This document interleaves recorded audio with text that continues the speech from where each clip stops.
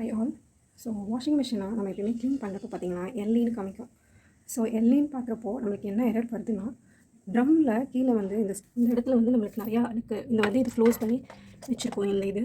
So இந்த train பைப்பில் வந்து நம்மளுக்கு பின்னாடி ஹோஸில் செக் பண்ண மாட்டேன். இங்கே பார்த்தீங்கன்னா எங்கள் பசங்க போட்டுக்க எவ்வளோ டஸ்ட் இருக்குது.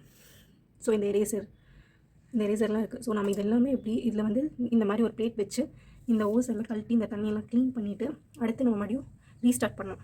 பிஃபோர் க்ளீனிங்காக எவ்வளோ டஸ்டியாக இருக்குது இதெல்லாமே. ஸோ ஆஃப்டர் க்ளீனிங் நம்ம பார்ப்போம். ஒரே டஸ்ட்டாக இருக்குது. இந்த மாதிரி ஒரு ப்ரெஷ்ஷை வச்சுட்டு தான் நம்ம இந்த இதிலெல்லாம் வந்து க்ளீன் பண்ணிவிட்டு ஸோ இவ்வளோ டஸ்ட் வந்து மிஷினில் இருக்குது. ஸோ நம்ம அப்பப்போ நம்ம எப்பயுமே மந்த்லி ஒன்ஸ் வந்து நம்ம எப்படி நாமளே பர்சனலாக க்ளீன் பண்ணால் மிஷினோட லைஃப் வந்து கொஞ்சம் எக்ஸ்டெண்ட் ஆகும். ஆஃப்டர் க்ளீனிங் நம்ம பார்க்கலாம். இங்கே பார்த்தீங்கன்னா ஒரு டியூப் இருக்குது. நான் உள்ளே வந்து ஃபுல்லாக க்ளீன் பண்ணிட்டேன். ஸோ ஆஃப்டர் தட் இது கொஞ்சம் க்ளீனாக இருக்குது. இங்கே பார்த்தீங்கன்னா இந்த டியூப் இருக்குது. இதோட நாப் வந்து ரொம்ப மெல்லிஸாக தான் இருக்கும். நம்ம லைட்டாக ட்விஸ்ட் பண்ணி இந்த டியூப்பில் இருக்க வாட்டரையும் நம்ம வந்து எல்லாம் எடுக்கணும்.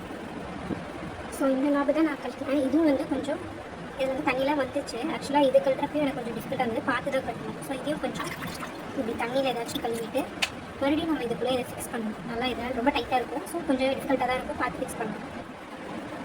இதுலேயும் பார்த்தீங்கன்னா எவ்வளோ டஸ்ட் இருக்குது. ஸோ அதுலேயும் வந்துட்டு எல்லாம் வந்து க்ளீன் பண்ணணும். எவ்வளோ டஸ்ட் இருக்குது. ஸோ இது க்ளீன் பண்ணிட்டு பார்ப்போம். ஸோ ஆஃப்டர் க்ளீனிங் எப்படி இருக்குது. ஸோ நம்ம வந்து இதை மறுபடியும் வந்து இதில் வச்சு